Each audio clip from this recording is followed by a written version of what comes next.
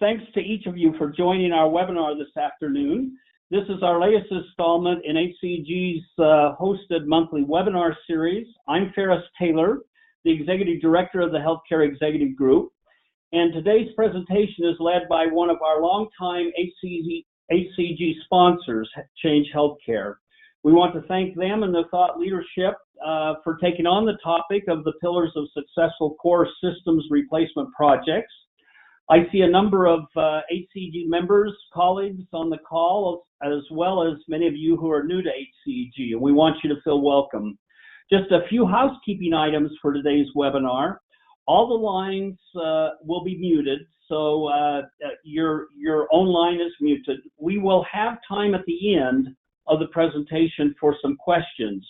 So if you have a question as we're going through the webinar, type it into the question box in the lower right-hand corner of your control panel. You may also tweet your questions to @HCExecGroup, HCExecGroup. And we will follow up via email the questions that we may not be able to get to because of time today.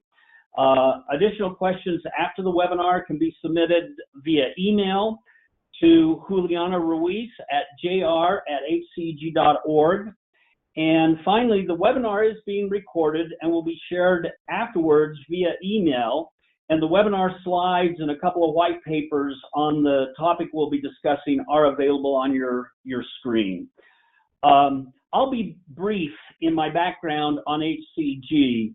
MJ, if you can advance the slide. We are a national network of healthcare executives and thought leaders, and we're currently celebrating our 30th year in working together to reshape healthcare. We interact regularly throughout the year across multiple channels, such as these webinars, periodic executive roundtables, white papers, blogs. We have a bi-weekly newsletter, and of course, once a year, we have our annual forum. By facilitating these frequent interactions, we provide a platform for networking and industry-leading discussions. And you can learn more about HCG at hceg.org. Throughout the year, and next slide, MJ, culminating in our annual forum, our members discuss and debate critical technology and innovation issues and priorities. We then formally vote an HCG top 10 list for the next year. And what you see on your screen is the 2018 top 10 list. Today, we will focus on this webinar on an issue that actually cuts across almost all of the HCG top 10 issues: critical factors for successful core systems change or replacement. And that's the very fabric and the infrastructure of most everything we do in HCG.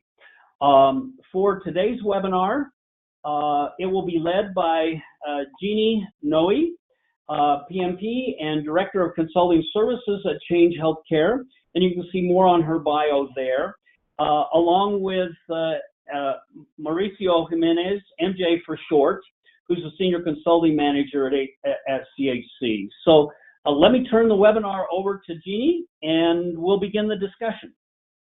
All right, thanks, Ferris. As you can see on the screen, I'm Jeannie Noe, and I've been in healthcare for administration for over 25 years. I started out my career in health plan operations, and over the past 18 years, I've been consulting, focusing on system and process modernization. And over the past 10 years, I've been with Change Healthcare. So, MJ? Hi, my name is Mauricio Jimenez. I go by MJ. I have been in technology, information technology, for over 20 years now. The past 10 of them, I have been working on core system implementations and specifically focused on healthcare IT in working with various projects throughout the country with health plans and with Jeannie. All right. So this afternoon, we have a lot of content in the deck that we're going to be using for this conversation. With that in mind, we won't have time to go into detail about every item on the slide. Rather, we want to share as much as we can about our experiences. And as Ferris mentioned, the deck is available through ACG, and you see it there on your screen. And be sure you can also send us questions through our email if we run out of time at the end. So what we're going to discuss today is based, again, on our experiences. We play different roles with these projects. We often serve as the system integrator and may serve as the program manager and lead the implementation on behalf of the plan. We might co-lead with the vendor. We feel the ideal relationship is when the client, the system vendor, and the system integrator, hopefully Change Healthcare, work side by side to manage the project. So whether we lead the project or not, Change Healthcare often fills specific skill gaps, or if you need extra capacity, we can serve in a variety of support roles, everything from configuration analysts, testing support, technical support, developers, and so on. Everything we're going to talk about today occurs after the procurement decision is made. The vendor is usually selected. You may be finalizing contract terms. You want to begin that implementation readiness as soon as possible. And implementation readiness is one of the 4 pillars that we'll talk about.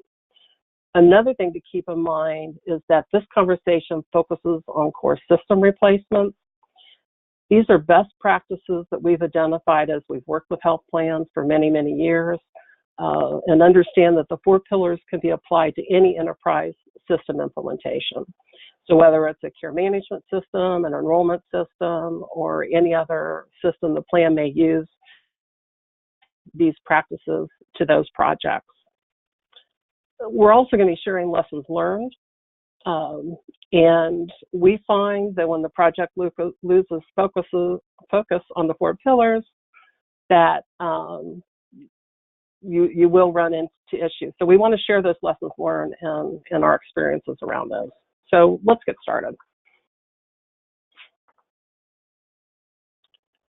Do you want to move? Let's move forward. Okay. So replacing your care system. This is probably going to be the largest, most complex project that your plan will ever undertake. And it's important that you understand the magnitude of this project. One of the exercises that we hope you address during the system selection process is to define the benefits and the risks. At the start of the implementation planning process, it's a good time to revisit those benefits and risks. If you haven't done this, it's time to define these. Everyone involved needs to understand the benefits, and everyone needs to accept the risks. You don't want to be debating benefits and risks in the middle of an implementation. And also consider benefits and risks will help influence the scope of the project. So the benefits listed here on the screen are very common. We find that responding quickly to market changes is one of the top benefits that plans are identifying.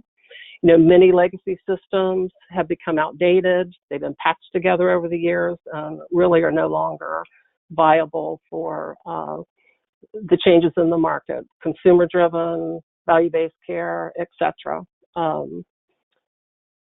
We also see all of the risks on the slide there selected.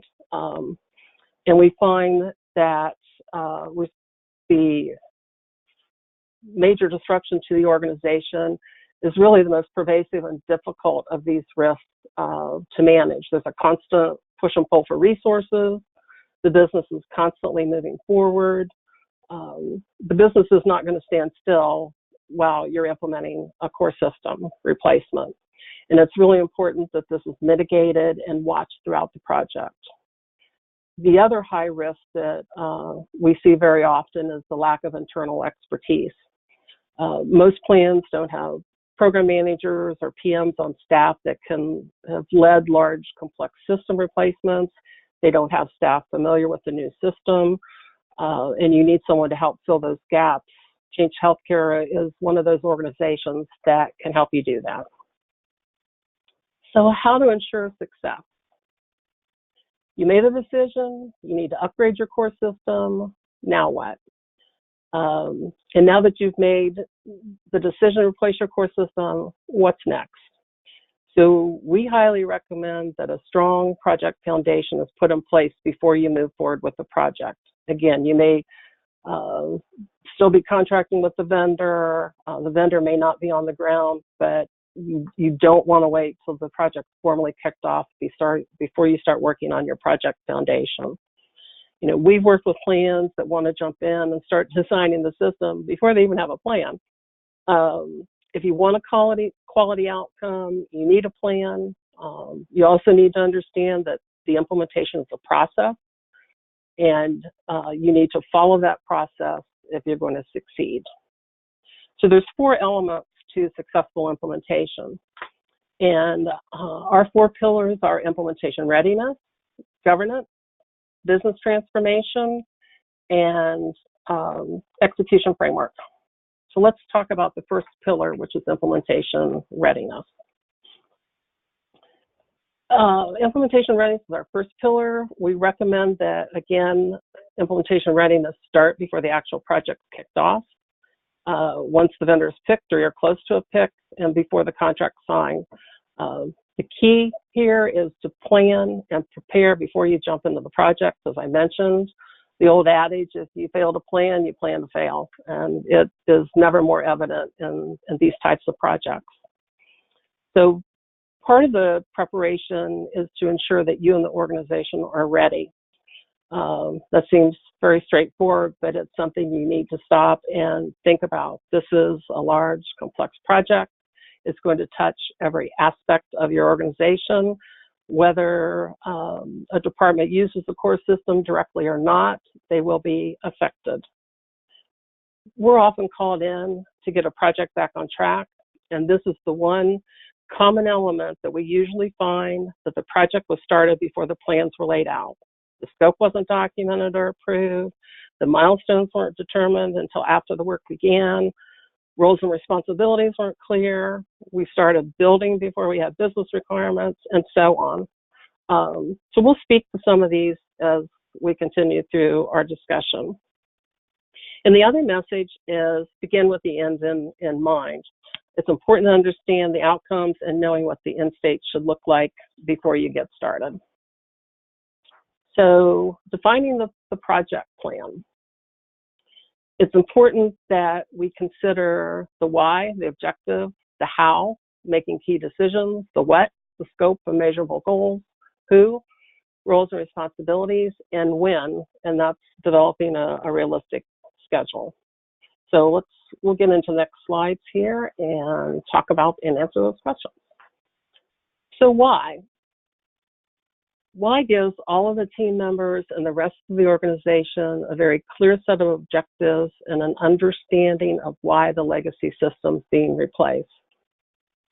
Defining the strategic vision, understanding the business goals, and understanding the objectives ensures that everyone understands where this journey is headed and where you want to end up. So we found that when these items aren't clearly spelled out, that it's impossible to set the scope and the organization doesn't buy into the project. I worked on a project many years ago where the executive management team didn't set a vision and really lay out business goals and objectives. So most members of the project team and the organization itself really didn't understand why the legacy system was being replaced. Most members of that project team had actually worked on and built that legacy system. So they had a tremendous ownership.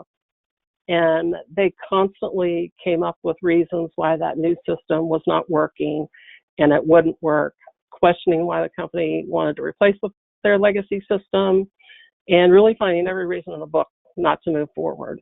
So after spending millions of dollars in several years, they pulled the plug because the project team talked senior management out of replacing the system. So it just illustrates everyone really needs to understand precisely why you're replacing the legacy system and understands the company's goals. The how.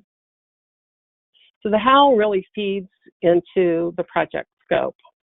So we begin the scope process going through a series of key decisions.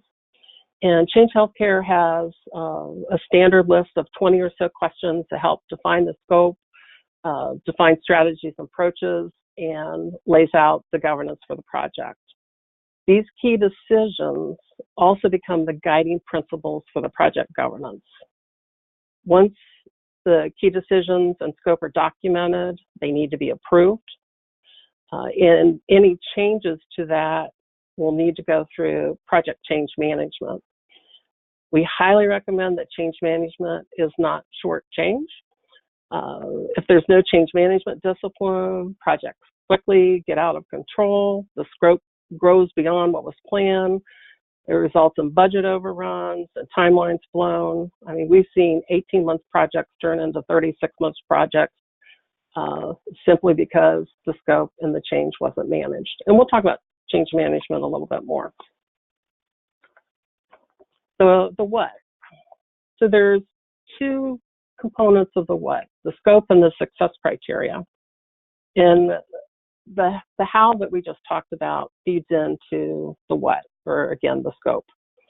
So one key element is to ensure that the scope includes different perspectives, both business and technical viewpoints. We'll speak to this a little bit more, but remember, this is a business transformation project. It's not an IT project. Even though there's a large IT component, you're installing software, but you also want to be able to use that software effectively, and the end users, the business, needs to have input and ownership in this new system. Many of the projects that we've been involved in, the IT department may be the sponsor, but that doesn't mean that's not a business project. So again, we highly recommend the business runs the project, but if that doesn't fit into your organization's culture, you still want the business highly involved. If the business sits back and is marginally involved, they'll be very disappointed with the end result. The other piece of the what is success criteria. So it's important to determine project success criteria at the beginning instead of at the end of the project when you're making a go live decision. You want to know how you're going to measure success and the criteria that you're going to use, and ensure that you know what that success looks like. And you want to make this determination now and not during the go live, not in the heat of the moment. You don't want to make an emotional decision. You want this to be based on facts, because there's always going to be some reason to delay the implementation and not go live. I've seen projects go through multiple delays just because someone is afraid to commit, and the reason for the delay was not mission critical. So nothing will ever be perfect, but having measurable success criteria is going to avoid unnecessary delays. So our next question is the who. This relates to roles and responsibilities. They need to be clearly documented. We've listed some of the common roles on the right of the screen. Everyone needs to understand their responsibilities and their accountabilities, who the decision makers are, who's responsible for resolving issues, etc. And this seems really simple, but this is another common mistake we see, that roles are not clearly defined, and if they're defined, they may not be clearly understood. When we get called in to get a project on track, this is another area that we find is often neglected. I came into a project where no one really understood what the responsibilities were, and the project was in chaos. It was unclear who was responsible, decisions were not getting made, portions of the project came to a halt simply because the project team roles and responsibilities weren't determined and weren't communicated. And we'll talk more about communication too. So the next is when, and when is all about the schedule. And keep in mind that the project schedule is not the plan. So we're building this overall project plan that we're talking about today, but the schedule is a component of that plan. So this includes the milestones, the project activities, making sure that the team doing the work is involved in the schedule. You want team buy-in. It shouldn't be the project manager dictating dates and activities. The project schedule needs to be used as a tracking mechanism and reporting progress and keeping a tab on resources and how they're being allocated. When we find that a schedule falls to the wayside, the project quickly goes off track. So everyone needs to, again, own that schedule, agree to the work breakdown.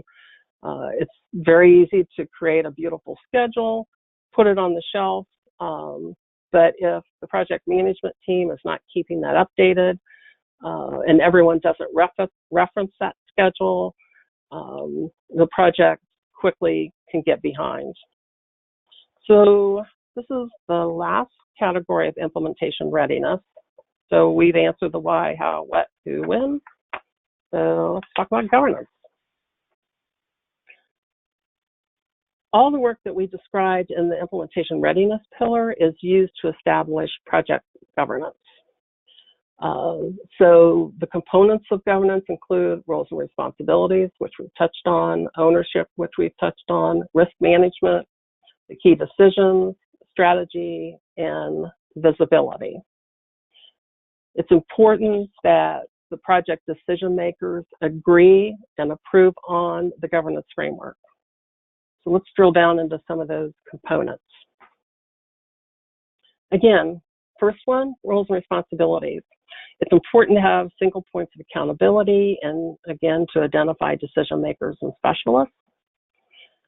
Ownership must be established, including an executive owner who will be the champion of the project and will serve as the final decision maker. And it's important to have a business owner plus a technical owner. Again, you want to keep both of those perspectives in the forefront.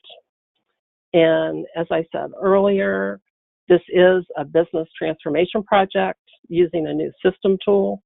And we'll talk about business transformation in more depth. It's also one of our 4 pillars.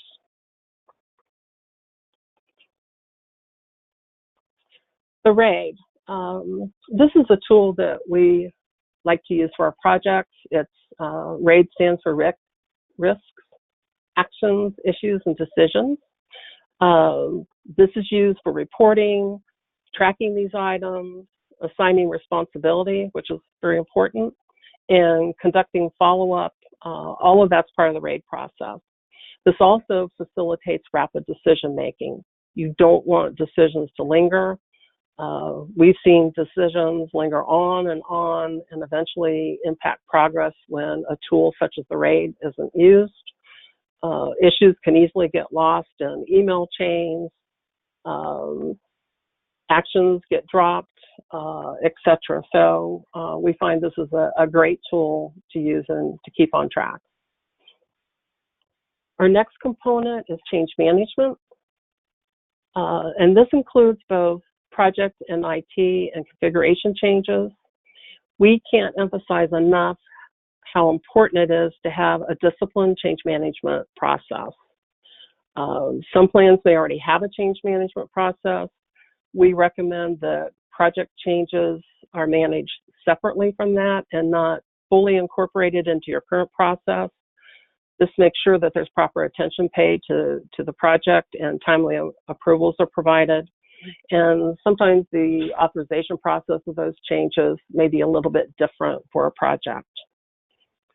Change management's another process that project teams tend to avoid or work around. It requires discipline. The project management team needs to make sure that everyone's sticking to the process. I've seen projects where the team, particularly on the IT development side, no offense to our IT friends out there, where someone thinks, I only have this one little change to make, I have one here, one there, it's no big deal, or I'll add this requirement, we have to have it, so it doesn't really need approval. And before you know it, the scope has exploded, and you've encountered scope creep. You can't afford that. You don't want a never-ending project. So change management needs to be enforced and a lot of discipline around that. Strategy is our next component. We've listed 3 examples here. This is not an all-inclusive list, but again, just 3 examples. There are more strategies such as data conversion, the migration approach, and other strategies that need to be addressed. But we wanted to talk about these 3 examples. So environment management defines the purpose of each environment, who owns it, what data's in it, refresh schedules, etc. And this is one area that is often overlooked and is very important to establish. Training is another key strategy. You want to make sure you're defining your training approach up front, whether you need a training assessment, the types of training required, start thinking about the rollout schedule up front. Testing is another key strategy. It's very important that you define your testing methodology, the types of testing that you're going to do, and another key element of this that Mauricio will talk a little bit more about is lexicon, or the language. A lot of people have different ideas of what testing terminology is defined as, so it's important that that gets established in the strategy. Communication. So communication is key. We all know that that's one area, no matter what we're doing, if communication breaks down, we run into problems. And, you know, this may be obvious, but it can be overlooked. So we recommend that a communication plan is put in place. It needs to address both internal and external communication. You want to address written communication, meetings, status reporting, and again, think both internally and externally. Projects where communication is an afterthought usually run into delays. For example, I was on a project where we had a communication plan, but it took months to finalize the vendor communication piece. And because there was no vendor management, and also consider roles and responsibilities, you want to include vendors in that also. Testing was delayed because we had not communicated to the vendors, and they had no idea the system replacement was coming. As a result, testing was delayed, and everyone was scrambling at the last minute to get this addressed. So this wraps up governance, and I'll turn this over to MJ. I'm going to be talking about the business transformation pillar, which is the third of the 4 pillars.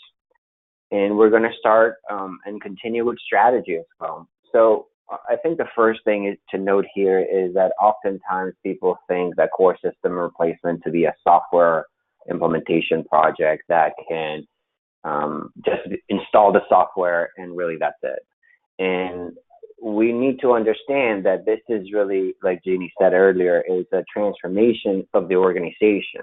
And as we know, transformation will bring a lot of disruption. So in order to manage that disruption, we need to have a strategy with a key focus on owning the change.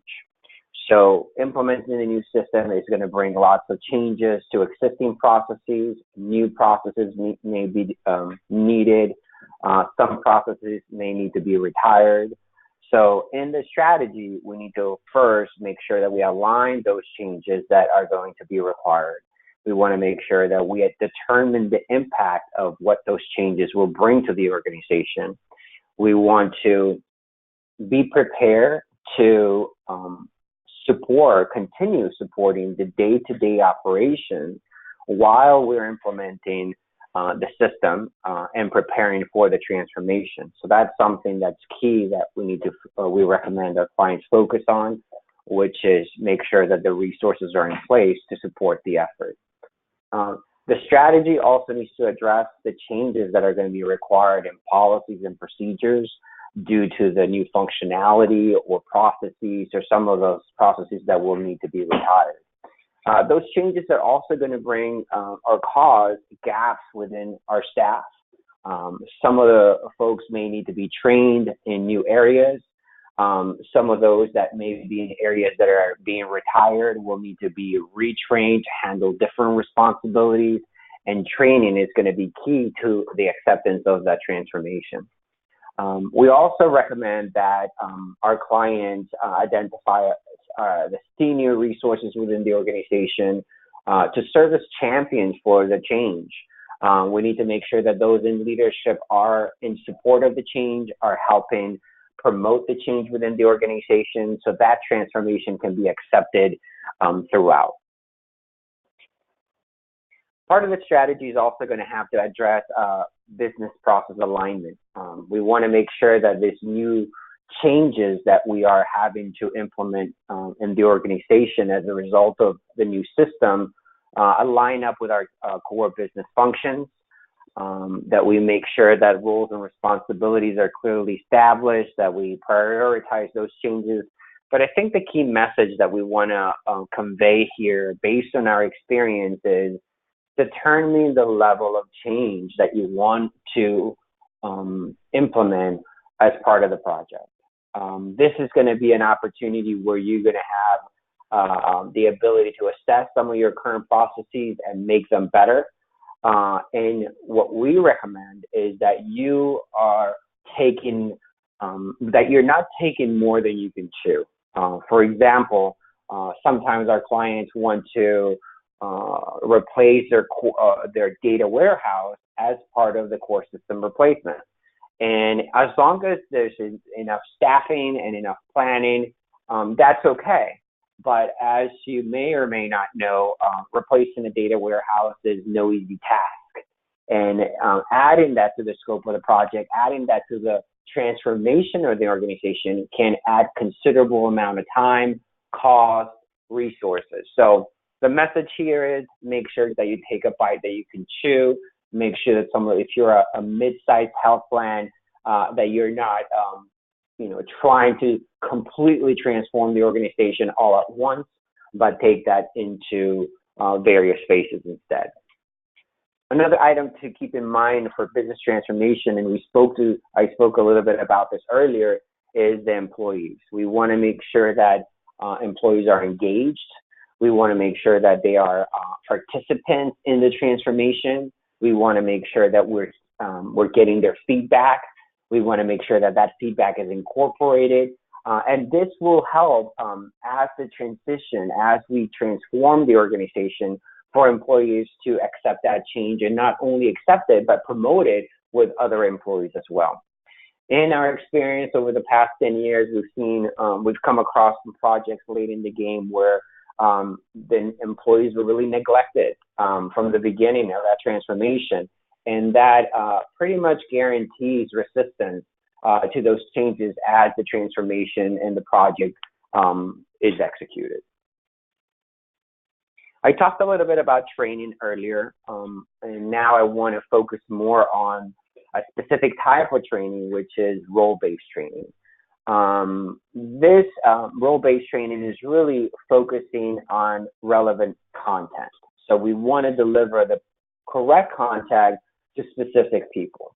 If we don't do that, what ends up happening is that those in the training will see no value, will be unengaged, won't retain any of the information that is being presented. And most importantly, this may very well be the first impression that they have to the new system, and when we want that impression to be a positive one.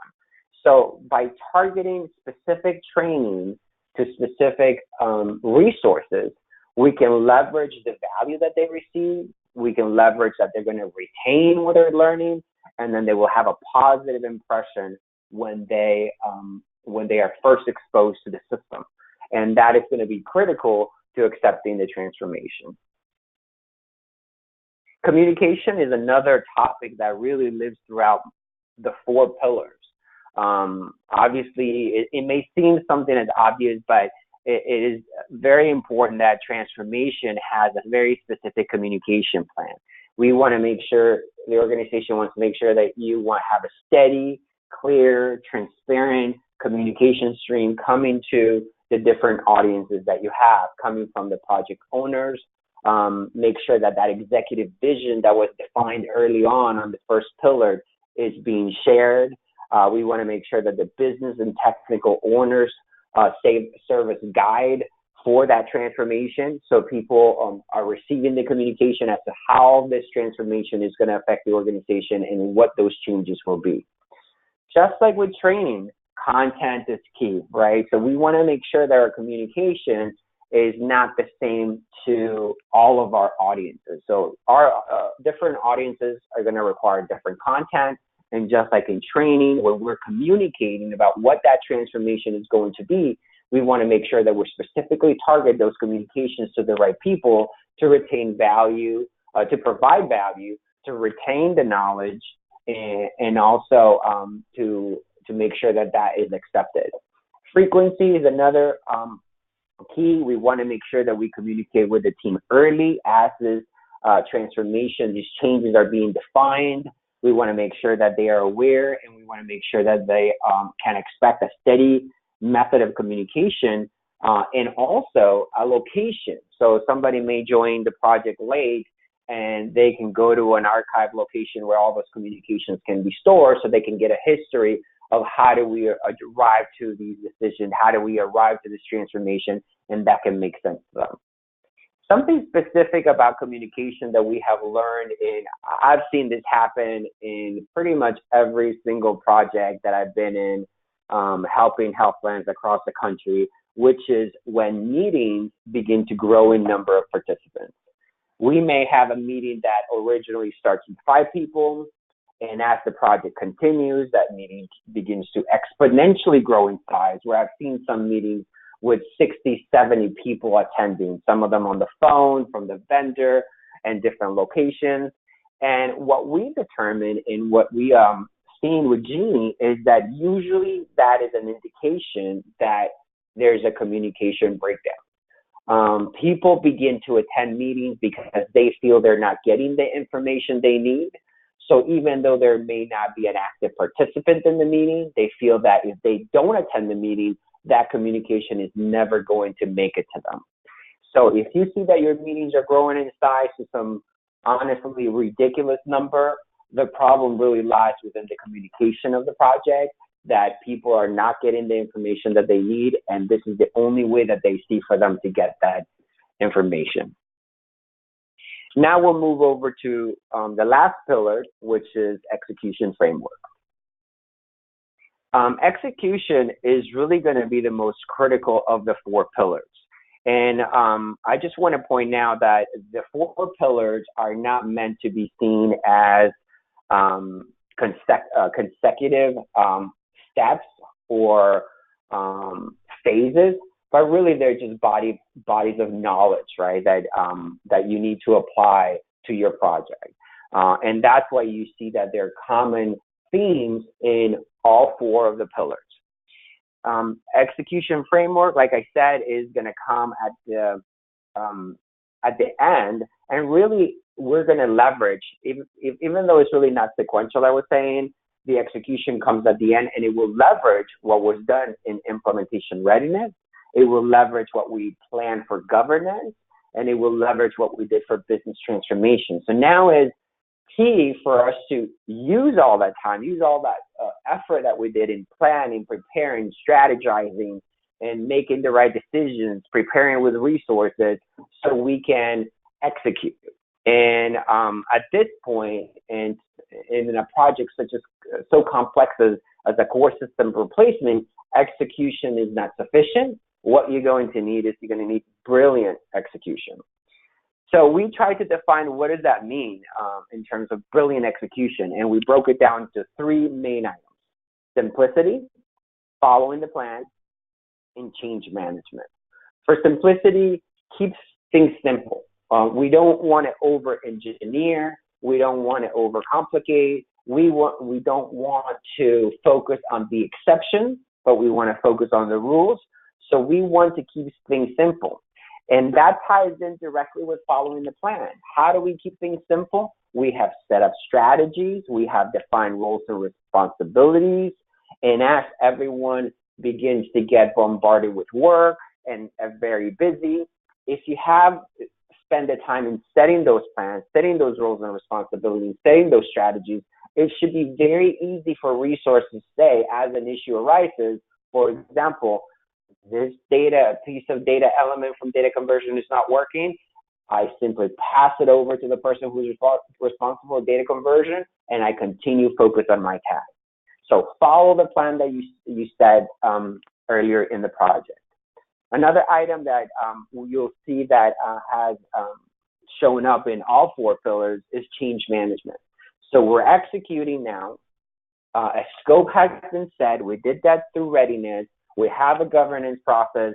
Stick to change management. We want to make sure that we are not suffering from scope creep, and we're managing the change as they come along. We know that changes will come, and some of those you'll have to accept and you have to plan for, but make sure you have a process in place where you are determining the impact, that you have an opportunity for all project work stream to have an opportunity what that's going to mean, so the executive team can make decisions based on the impact and the timeline of the project.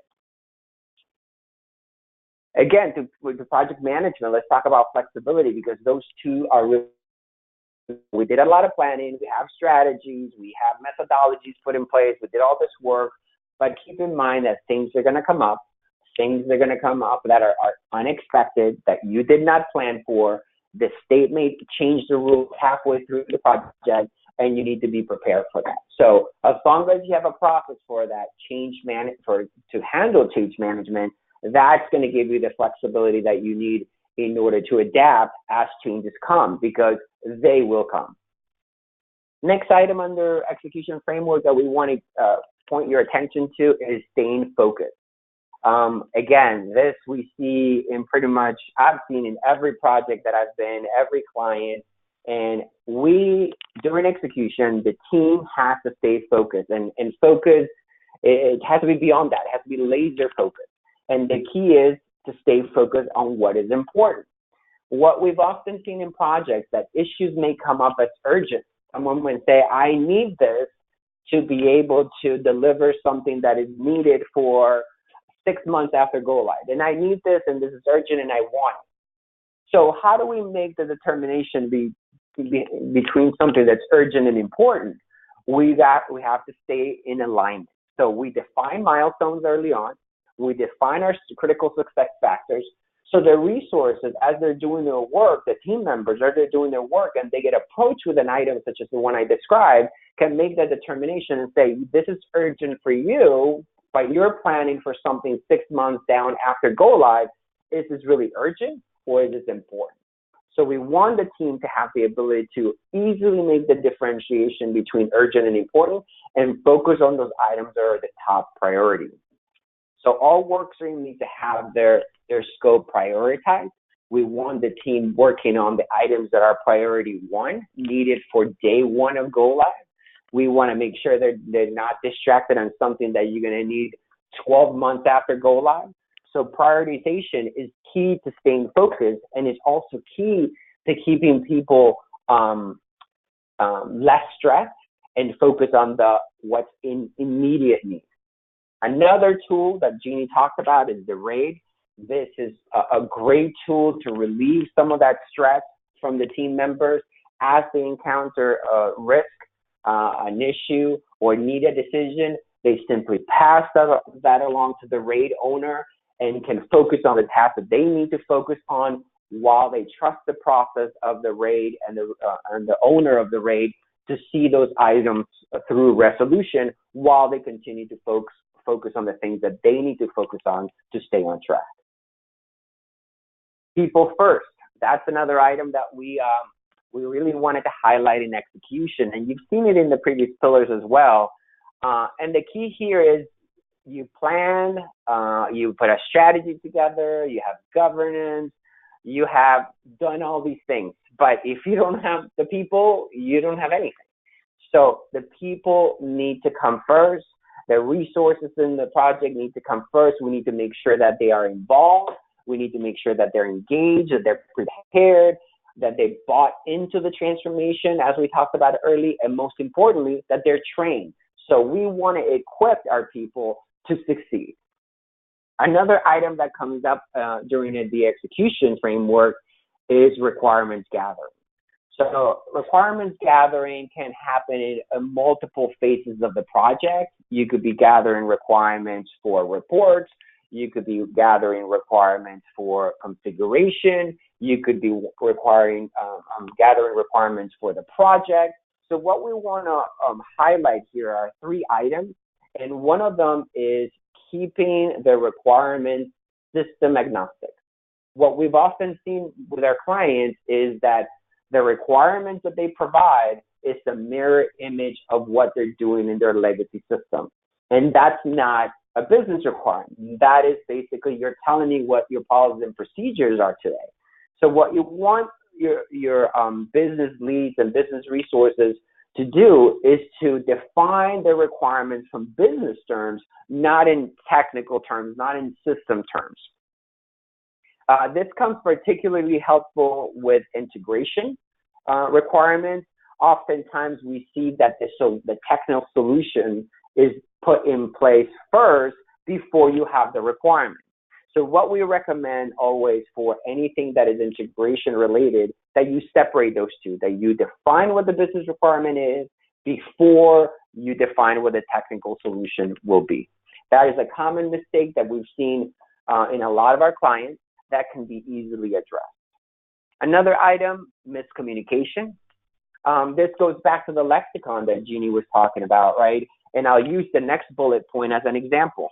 I could say testing. Well, what does that mean? Does that mean unit testing? And maybe to somebody else it means QA testing. Another person is talking about integrated testing. They're talking about UAT testing, smoke testing. So lexicon is a very important in requirements gathering. We want to make sure that we're all talking the same place, the same language, and we want to make sure that we're all consistently using that and pushing that to the organization, that these are the terms that we're going to use moving forward and their definition. This will help in miscommunication in general, but also will help in the requirements gathering process. The next item under requirements gathering is testing. I think that oftentimes this is something that gets missed when people are gathering requirements. They start thinking about testing later down the process when they actually need to begin testing. So what we recommend, you gathering your requirements, gather your testing requirements at that point as well. You want to gather your test scenarios early on. So by the time that you get to testing, you already have those defined. For testing, another item that I think is important to define is how do we track the results of our testing, whether that's unit testing, QA testing, UAT, model office. You want to have a mechanism of tracking those defects, a defect tracker. There's some really fancy tools out there where you could have your test scenarios embedded in the tool and your results. But for a smaller health plan, a mid-sized health plan, an Excel spreadsheet can work, a SharePoint list can work. The idea here is you just want to be able to track all the defects. You want to be able to report on them. You want to be able to assign them and follow them through the remediation process to resolution. We also want to make sure that those defects are early on defined with various severity. Some of them are going to be needed for day one and may become mission critical. Some of them may be high. Some of them may be low. This goes back to the previous point on execution, which is staying focused. So the severity in the defect tracker is going to allow the team to stay focused on those things that are important. And lastly, on defect tracking is the reporting. We want to make sure we're communicating, right? Back to communication. We want to make sure that we are communicating with the team the progress that we're making. We want to make sure that we're communicating the progress in terms of executing test cases, number of defects that are being reported, number of defects that are being closed, and we want to give visibility to everyone in the organization, specifically in the project, of what is happening during the testing process. The last item under execution framework is system integration. This is near and dear to my heart because I'm a techie at heart. And really here the message is that we we've come across many different size organizations' health plans. If it's a small health plan or a small organization, usually their technology level of maturity tends to be lower than a larger organization. So if your organization has an enterprise system architecture already defined, fantastic. Leverage it for this project, use it. You may even have an opportunity to enhance it if that's the case. But most medium to small size health plans we've seen don't have an ESA. So this project is the perfect opportunity to establish an ESA that can be used post go live and can really benefit the technology side of the house. We also want to make sure that in terms of structure, that everything that we defined early on in terms of strategy, development strategy wasn't one of the items that we talked about, but it is one of the strategies that we always work with our clients to develop. And in that strategy, we want to make sure that we define the tools that are going to be used for the different purposes. We want to define, for example, what are you going to use for source control, version control, what ETL tools are you going to use? And we also want to define the purpose for each one of those. So when we get to execution, there is no ambiguity. The technical team knows exactly what tools to use, knows exactly where to go for each item. The last item on execution framework is end-to-end connectivity, and I want to go to this slide. So this is a generic slide that gives you a sense of what a core system looks like. Now, depending on the system, some of those boxes may be in the circle, some of the boxes may be outside the circle, but for this example, we just want to convey the message that core system application, like Jeannie said at the very beginning, is going to affect all aspects of your organization. You may think, well, we're just changing how we process claims. Right, but those systems are going to touch pretty much every peripheral system outside of that core system. It's going to touch your portal, it's going to touch your phone system potentially, EDI, most definitely your data warehouse, your financial systems. So you want to make sure that all of those interfaces are taken into consideration, and the executive team and everyone involved gets a sense of the magnitude of this type of project. That closes out the last pillar, and I'll turn it over back to you, Jeannie, for our summary. All right, thank you. So to summarize what we've been talking about today in our 4 pillars, our first pillar, implementation readiness. Again, the key is to plan, be prepared, address readiness. If you fail to plan, you plan to fail. You want to define the project plan during the implementation readiness portion. And again, that can occur even before you get the contract signed with your system vendor. The second pillar, governance. Framework is required for effective project management. Without a framework, understanding your approach and how the project's going to be administered, it's important to lay all that out as part of your framework. And we've said this throughout our discussion, replacing your core system is a business transformation project. It's not an IT-only project. Our third pillar, business transformation. You want to own the change. Don't let it happen to you. Don't let any vendor come in and tell you exactly how you have to adopt this system or the changes you need to make. This is your business, your system. Own it. And the approach should be customized to meet each client's project scope, your existing timeframes, your budget constraints, and most importantly, your culture. It's very important that everything you're doing fits within the culture of your organization. And then lastly, the execution framework. Our saying is that implementation methodology is a framework, not a rigid course of action. It's important that you do have a methodology and that framework in place, but it needs to be flexible. If you need to change an approach, you need to change it. Remember change management, but it's important that you don't stick to a process just for the sake of sticking to a process. And lastly, it's important that you understand how other corporate initiatives may impact the project and the priority of the project. The business is not going to stand still throughout the core system replacement project.